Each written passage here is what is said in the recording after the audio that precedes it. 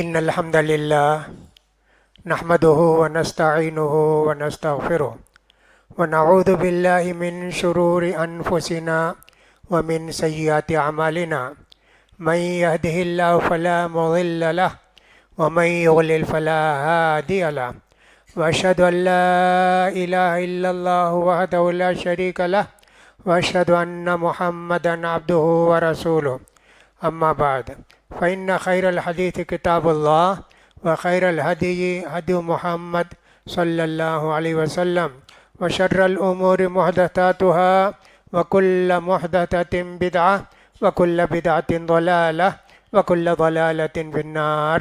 يقول سبحانه وتعالى في محكم تنزيله: شهر رمضان الذي أنزل فيه القرآن هدى للناس وبينات من الهدى والفرقان فمن شهد منكم الشهر فليصمه ومن كان مريضا أو على سفر فعدة من أيام أخر يريد الله بكم اليسر ولا يريد بكم العسر ولتكملوا العدة ولتكبروا الله على ما هداكم ولعلكم تشكرون. ويقول الرسول صلى الله عليه وسلم: الصلوات الخمس والجمعة إلى الجمعة ورمضان إلى رمضان مکفرات لما بینہن اذا اجتنب الکبائر.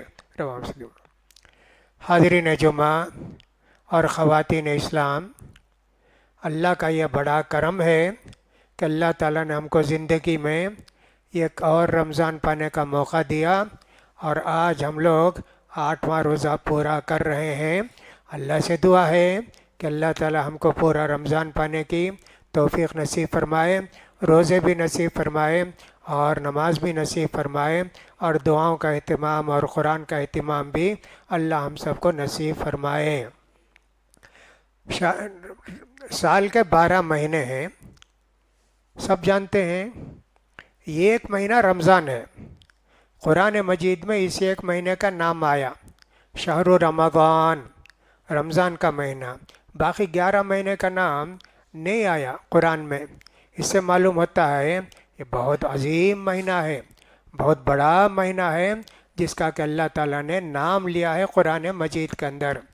دوسری بات یہ ہے کہ اللہ تعالیٰ نے اس مہینے میں ہم کو روزہ رکھنے کا حکم دیا ہے، جو کہ تندرست ہوں، سفر پر نہ ہوں، اور ان کے ساتھ کوئی مجبوری نہ ہو، تو روزہ رکھنا ہر آدمی کے لیے ضروری ہے، مرد ہو یا عورت ہو.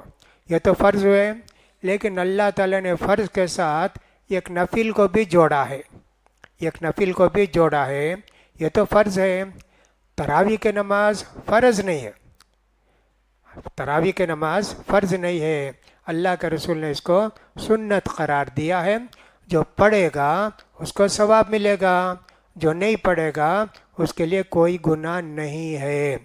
دوسری بات یہ بھی ہے، جو سنت نماز ہے، نفل نماز ہے، آدمی کھڑے ہو کر پڑھے گا پورا ثواب ملے گا. اور اگر کھڑے ہو کر نہیں پڑھ سکتا ہے، یعنی کھڑے ہو کر پڑھ سکتا ہے لیکن پھر بھی بیٹھ کر پڑھتا ہے، تو اس کو آدھا ثواب ملے گا. لیکن روزے میں فرض میں ویسا نہیں ہے. فرض نماز تو کھڑے ہو کر ہی پڑھنا. نہیں پڑھ سکتا تو بیٹھ کر پڑھے گا، وہ بھی نہیں ہو سکتا تو لیٹ کر پڑھے گا، اس لیے کوئی فرض ہے. اور یہ تو نفل نماز ہے جس کی اللہ تعالیٰ نے، اللہ کے رسول ہم کو کہا: من صام رمضان ایمانا واحتسابا غفر له ما تقدم من ذنبه ومن قام رمضان ایمانا واحتسابا غفر له ما تقدم من ذنبه. روزے کے لیے بھی وہی خوشخبری ہے، اور تراویح کی نماز کے لیے بھی وہی خوشخبری ہے. الحمدللہ. لیکن ظاہر بات ہے دونوں کا حکم الگ ہے. فرض فرض ہے اور نفل یا سنت وہ ویسے ہی ہے. تو اللہ تعالیٰ کی کتنی بڑی مہربانی ہے، اللہ نے ہم کو یہ موقع دیا. معلوم ہونا چاہیے کہ حدیث کے اندر جو آتا ہے ان کے سارے گناہ معاف کر دیے جائیں گے. یہ چھوٹے چھوٹے گناہ، بڑے گناہ ہوتے ہیں نا، وہ روزے سے بھی معاف نہیں ہوتے، تراویح سے بھی معاف نہیں ہوتے. اس کے لیے توبہ کرنا، سچی توبہ، اور پھر جس پر ظلم کیے ہوں گے اس سے معافی چاہنا جب وہ گناہ معاف ہوتے ہیں۔ تو چھوٹے چھوٹے گناہ زندگی میں کتنے ہوتے رہتے ہیں، زندگی میں کیا ہر دن کتنے چھوٹے موٹے گناہ ہوتے رہتے ہیں، لیکن ان سب کے لیے اللہ نے ایک آسان نسخہ بنا دیا۔ نبی کریم صلی اللہ علیہ وسلم فرماتے ہیں ہر 5 نماز، فجر پڑھے، ظہر پڑھے، فجر سے ظہر تک 7 گھنٹے ہیں سمجھو نا، 7 گھنٹے میں چھوٹے موٹے گناہ ہو گئے نا، یہ ظہر پڑھے تو اتنے گناہ معاف ہو گئے، ظہر پڑھے پھر عصر ہے، 3 گھنٹے کا وقت ہے سمجھو، یہ 3 گھنٹے میں چھوٹے چھوٹے کوئی گناہ ہو گئے یہ معاف ہو جاتے ہیں۔ عصر پڑھے پھر مغرب 2 گھنٹہ 2.25 گھنٹے زیادہ کا وقت ہے، چھوٹے موٹے گناہ ہوتے یہ معاف ہو جاتے ہیں۔ پھر اس کے بعد عشاء پڑھے، مغرب سے عشاء تک جو کچھ چھوٹے موٹے گناہ ہوئے وہ سب معاف ہو جاتے۔ جی کتنی بڑی فضیلت ہے یہ نمازوں کی، 5 نماز کے لیے اللہ کے رسول فرماتے ہیں فرض نمازیں آدمی پابندی سے پڑھتے رہتا ہے تو اس کے سارے چھوٹے چھوٹے گناہ معاف ہو جاتے ہیں۔ اسی طرح ایک جمعے کو آیا، پھر دوسرے جمعے کو آیا، یعنی یہ نہیں کہ نماز نہیں پڑھا، ہر نماز پڑھتا ہے، جمعے کو بھی آیا، جمعے کی ایک الگ فضیلت، جمعے سے جمعے تک جو بھی چھوٹے موٹے گناہ ہوئے وہ بھی معاف ہو جاتے۔ کتنا بڑا کرم ہے اللہ کا، کوئی گناہ نہیں ہوا تو اس کے درجات بلند کیے جاتے ہیں۔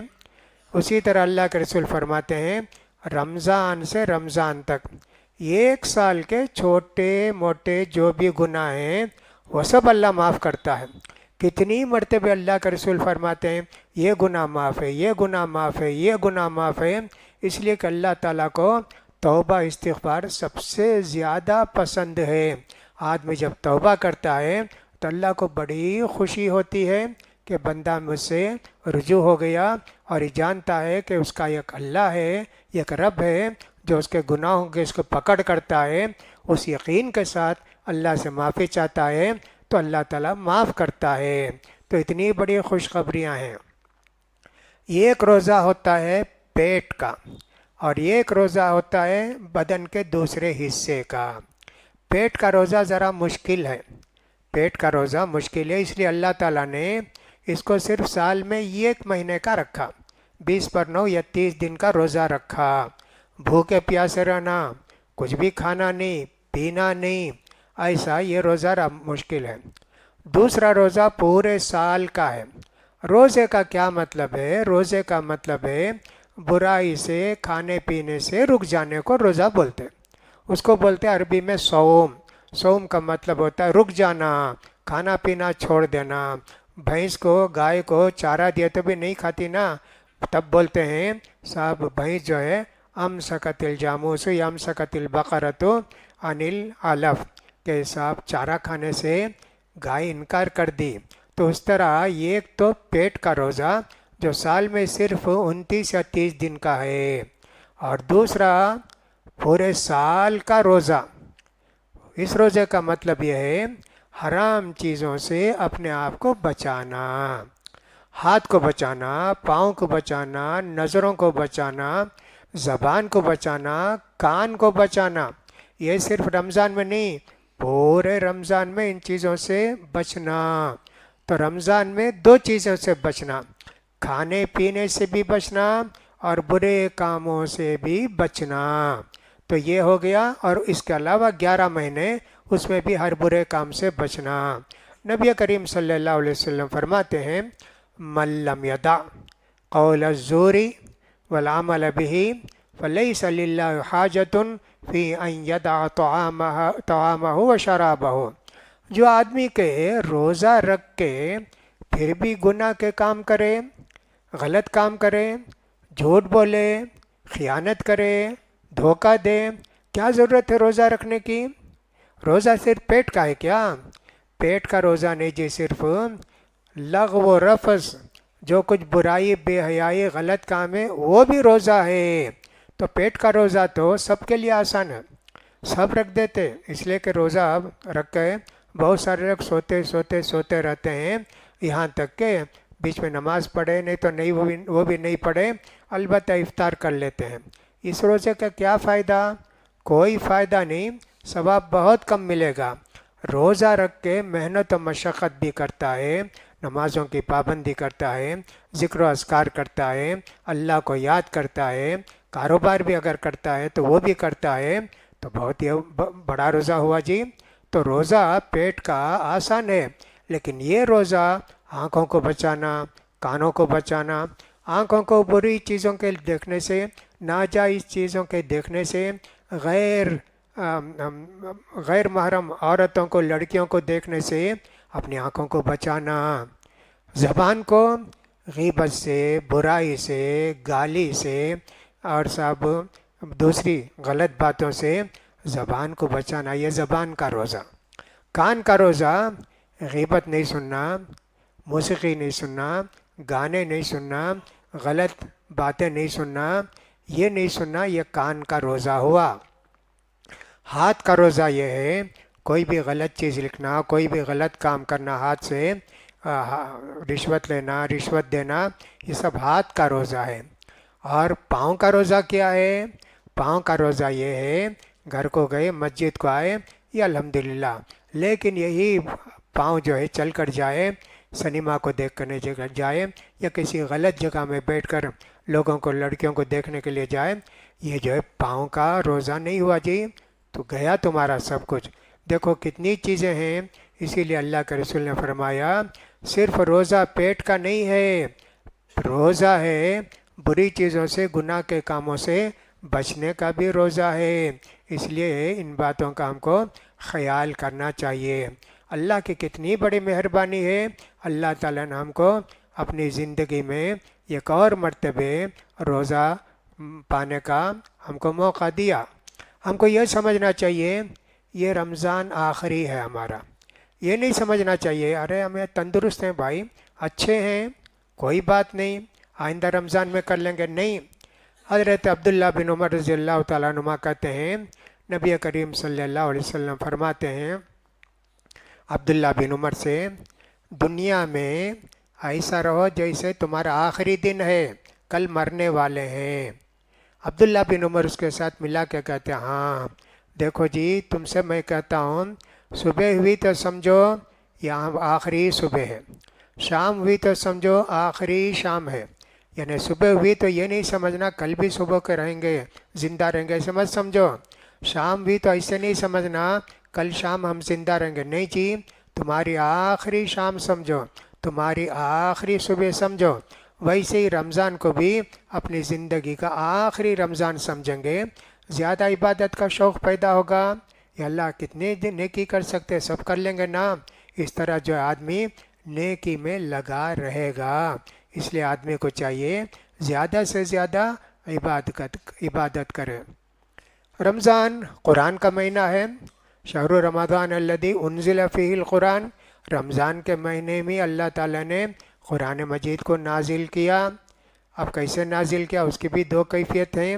نازل کیا اللہ نے رمضان میں، اس لیے رمضان قرآن کا مہینہ ہے، قرآن زیادہ سے زیادہ پڑھنا چاہیے، قرآن زیادہ سے زیادہ پڑھنا چاہیے۔ امام مالک رحمۃ اللہ علیہ سال بھر حدیث پڑھاتے تھے مسجد نبوی میں، ان کی کتاب بھی حدیث کی ہے موطا، وہ پڑھاتے تھے۔ رمضان آتا تو کہہ دیتے اپنے شاگردوں سے کل سے درس نہیں ہے جی، کل سے قرآن ہے، تم لوگ بھی قرآن پڑھو، میں بھی قرآن پڑھتا ہوں۔ رمضان میں قرآن کو بڑے اہتمام کے ساتھ امام مالک رحمۃ اللہ علیہ پڑھتے تھے۔